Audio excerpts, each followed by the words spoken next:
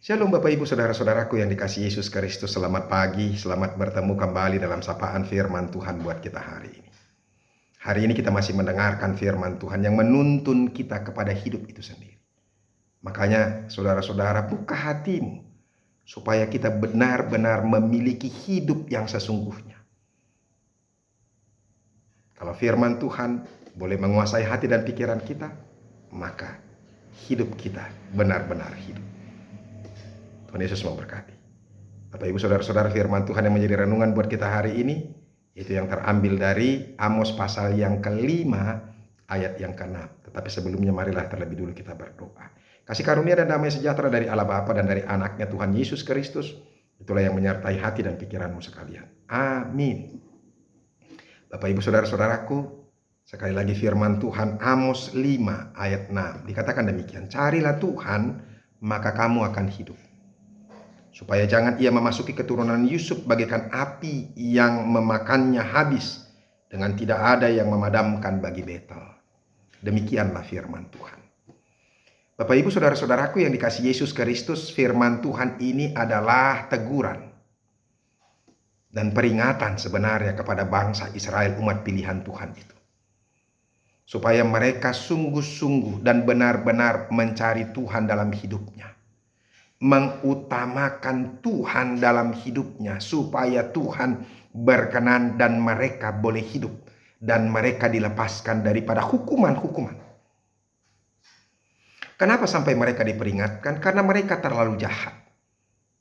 Mereka sudah menjadi jatuh ke dalam apa? Kesombongan, keangkuhan, kerakusan. Mereka merampas hak-hak orang miskin. Mereka menindas orang-orang yang tidak berpunya. Pengadilan dan pemuka-pemuka, petinggi-petinggi berupaya untuk apa? Mengambil bagi dirinya sendiri tanpa memperhatikan nasib orang banyak. Dan yang mengerikan lagi saudara-saudara, ketika mereka bertindak tanduk seperti itu, berlaku dengan tidak adil, menghempaskan kebenaran ke tanah seperti yang dikatakan di ayat yang ke-7 itu, tapi mereka datang untuk beribadah kepada Tuhan. Nah, ini yang menjadi pergumulan saudara-saudara. Ini yang paling Tuhan tidak suka. Tuhan paling benci dengan orang-orang yang munafik dan orang-orang yang apa? Yang berpura-pura. Sebab Tuhan tidak dipuji dengan orang-orang yang pura-pura beribadah. Tuhan tidak suka dengan apa? Dengan sogokan-sogokan melalui apa? Ibadah-ibadah. Dan saudara-saudara, ini juga menjadi renungan buat kita. Tuhan tidak suka dengan doa-doa kita. Dan Dia tidak akan mungkin menjawab doa-doa kita ketika kita berdoa tapi kita masih tetap melakukan kejahatan. Merampas hak-hak orang lain. Menghina orang lain. Memfitnah orang lain. Memperlakukan orang lain dengan tidak baik. Tuhan tidak suka dengan itu. Makanya saudara-saudara, di tengah-tengah situasi bangsa Israel yang hanya memikirkan kedagingan dan berupaya hanya untuk memandang atau berkonsentrasi hanya untuk soal kedagingan itu, Tuhan mau mengingatkan mereka. Carilah Tuhan, maka kamu akan hidup. Itu diingatkan oleh Tuhan. Tuhan dulu yang dicari. Nah, saudara-saudara, ini juga mengingatkan kepada kita yang menjadi renungan buat kita, supaya ketika kita dalam hidup ini, karena begitu banyak orang-orang saat ini hanya berpikir untuk mencari uang, mencari materi, mencari jabatan, mencari kesenangan, mencari rumah dan sebagainya, ya. Itu sekarang menjadi keinginan banyak orang. Dan itu selalu menjadi apa? Menjadi apa saya katakan ya? Pusat pikiran oleh manusia. Nah, hari ini mau diingatkan kepada kita saudara-saudara, jangan sampai kita jatuh kepada pemahaman bangsa Israel itu tadi, yang serakah, yang rakus itu, yang hanya pikirannya soal hal-hal duniawi ini.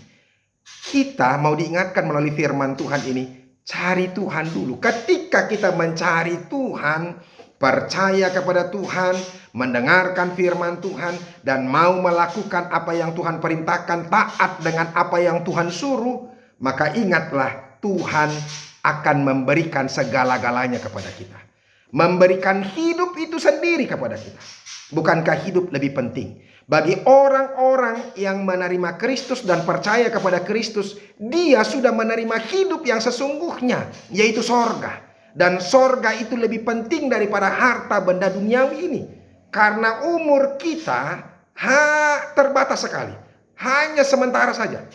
Dan ketika kita semakin tua, kenikmatan segala sesuatu itu sudah berkurang.